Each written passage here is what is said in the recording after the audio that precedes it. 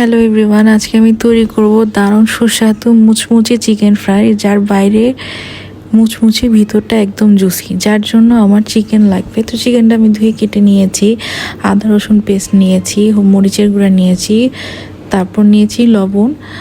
আর আপনারা যদি তান্দুরি বা অন্য কোনো চিকেন তৈরি করতে চায় সেক্ষেত্রে সেই মশলাটা দিয়ে দিলেই, ধরেন তান্দুরি মশলা দিলেই তান্দুরি চিকেন হয়ে যাবে। আমি এই সকল উপকরণ দিয়েছি, এক্সট্রা কোনো প্রকারের মশলা দিইনি।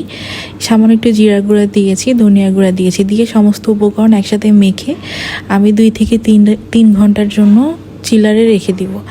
2 থেকে 3 ঘন্টা পর আমি বের করে নিয়েছি চিকেনটা। এখন আমি ডিমের মধ্যে চুবিয়ে ব্রেড ক্রাম্বে কোট করে ভেজে নিচ্ছি, যেটা আমি অফ স্ক্রিনে করেছিলাম, স্ক্রিনে দেখাতে আমি ভুলে গিয়েছি।